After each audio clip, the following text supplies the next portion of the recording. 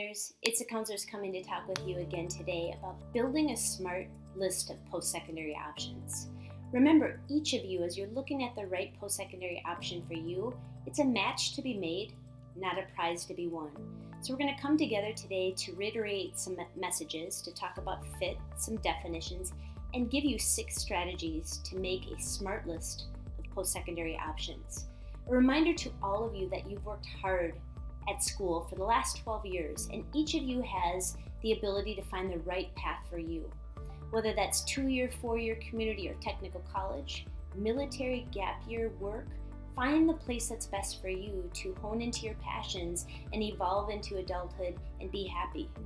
We wanted to give you a reminder of things that we've conveyed all year about you being the leaders of our school and changing the language from getting in somewhere after high school to finding your right fit.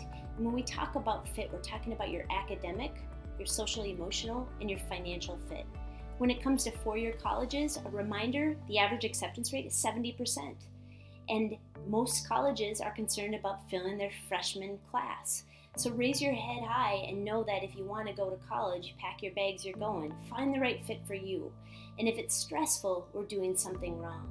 It's not about doing something to look good, it's about being authentic and present in your life and doing your best and finding that right place for you for after. So we're going to give you some tools to do that. What's found to matter after you graduate is what you do as opposed to where you go. In other words, it's not so much where you go after you graduate, it's what you do when you're there.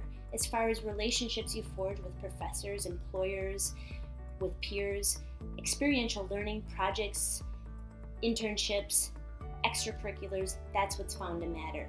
So when you're looking at colleges, it's actually not hard to get into. Again, it's about finding your fit. And if you're looking at some schools with low acceptance rate, we're going to just be smart about helping you build a list of options, going for that, and looking at other possible homes. So let's start with definitions. Graduation rate is a definition we wanted to talk about. The average graduation rate at state public schools is an astounding 33%. The average graduation rate at private colleges is 53%. You can look at the graduation rate for a particular college that you're looking at so that you can know how many years on average it takes for a student to get their degree. That said, you can also dive in a little further to find out what you need to do to be able to graduate in 4 years. That is something that can help you know, because the more you stay, the more you pay. We also wanted to define retention rates. You can find that statistic on a college as far as how many students start at a particular college and go back the second year. That helps you know if students are returning and liking and enjoying the experiences that they're getting at their particular schools. These hyperlinks right here, college results, college completion, and college transitions, can give you those statistics of graduation rates and retention rates. We also wanted to define selectivity. The media focuses on about 113 out of nearly 4,000 colleges. They're considered selective because they have an admission rate of lower than 33%. So when you're looking at selective schools, it's oftentimes based on admission rates or rankings. So we wanted to let you know that you can look at admission rates, which helps you kind of know where you fare as you're applying to schools, and then look at other schools where your admission rates are higher, and then you're smart about the list that you're going to build. Rankings can be super helpful to help you generate a list, but be wary of rankings in that they are subjective. They're often measuring getting into school, into a college, rather than what's going on there. They're often measured by colleges ranking each other. The rankings can help you, though, with this hyperlink here, to look at schools perhaps you've never ever heard of. So in conclusion about definitions, we want to encourage you all, as you're looking at possible homes, to cast a wider net. Don't just look at name brand schools or where other students are applying. Make a smart list. There's nearly 6,000 options for you as far as college when it comes to 2-year, 4-year community or technical colleges, and many would love to have you. So we're going to give you 6 strategies to help you with that. To dive in a little further, you can also do some research from the strategies to discover and explore your post-secondary fit that we talked about. There's a PowerPoint and a screencast on both Naviance under your Planner tab, as well as the Class of 2019 on the Edina website. That helps you look and research in schools loaded with hyperlinks. So let's talk about 6 strategies as you're narrowing down options for you after you graduate. The first strategy is to start with you. Be introspective. Be selfish. Look at who you are. If you're college ready, your skills, your interests and abilities, and Naviance has a number of tools to help you know yourself. From a do what you are to a career interest profiler, check it out to know yourself. That's the first step. It starts with you. The second strategy is to do a college search. A college search is going to help you narrow down a lot of options by answering a number of questions that are unique to you, such as major, location, extracurriculars, what have you. You don't have to know what you want to study, but you can find out different places that are going to afford you the ability to learn more about yourself and find out what you do want to do. A college search, there's a lot of options. If you recall, we have asked all of you to complete the game plan on Naviance under the About Me tab. That's going to get you thinking. Then we asked you to do the super match, which can help you narrow down some options. There are other college search vehicles out there, from Big Future College Board to the College Navigator as well. But that's a second strategy after looking at yourself, doing a search. The third strategy is getting on campus if you can. It's going to tell you if it's a good fit as far as you being able to know if you want to live there, if it's a possible home. You're going to learn wherever you go, so you want to make sure you want to live there. If you can't get on campus easily, there's a lot of virtual tours that you can do, from You Visit to campus tours. There's also college reps that are coming to our college, to our high school. And if you go to colleges I'm thinking about on Naviance, you'll get an invite if they're ever at Edina High School to talk with them.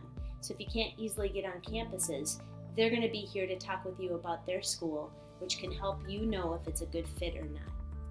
The fourth strategy is that money matters, looking at the financial fit. We encourage all of you and your family or guardians to look at the expected family contribution calculator that's hyperlinked here. That's going to tell you, no matter where you go, how much you're expected to pay. The EFC that you get, if it's low, look for schools that give good need-based aid, and there's a hyperlink that gives you some schools with that.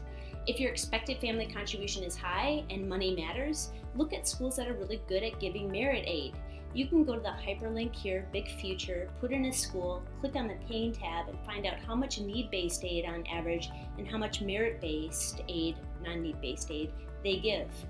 In addition, any school that makes your list, all of you should run what's called a net price calculator.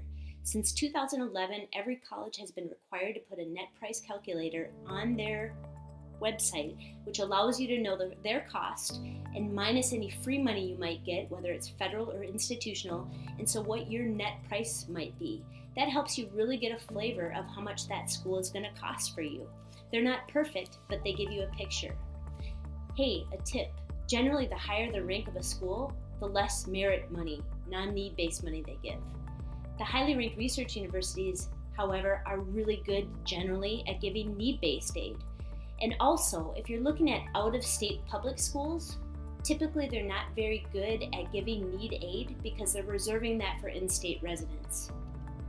Number 5, after looking at yourself in a college search and visits and looking at the money, we really want you to consider the admission rates that we talked about, graduation rates that we talked about, and also potential salary. If you know what you want to major, look at a particular college and the students who get a particular major, how much they're earning after they graduate.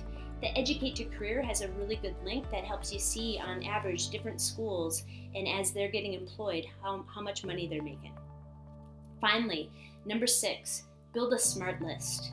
It doesn't make sense to look at all schools that are a stretch or a dream school. You want to have a combination. So here's what we advise. We advise 6 to 8 schools. If you exceed 10, it gets a little bit difficult because there's a law of diminishing return. Again, we know that you're managing your life, your extracurriculars, your academics, and we want you to be present. So looking at being able to narrow down your options and look at one Minnesota school in case something good or bad happens. We encourage you all to look for one first admission schools, and that tends to be some schools that have some formulas to be able to determine your acceptance, and we'll talk more about that. And then after you do that, you can look at 1 to 2 dream schools where the admission rate is low, 2 to 3 medium chance schools where your admission chances are higher, and then there's what's called the match, the high admission chances for you, about 2 to 3 in there.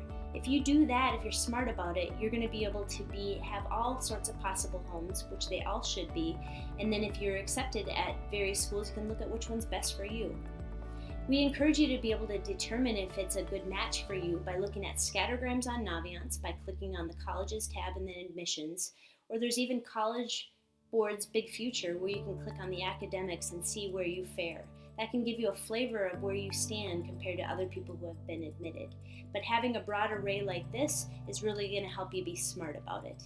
We have a template to help you. If we hyperlink it, it's basically going to let you look at 6 different strategies right there, being able to have a template to record it and that sort of thing. So until next time, everybody, we want to help you continue to build a smart list of post-secondary options. The best advice we have for you right now is to be present in your life, balanced, and healthy. Have a great day.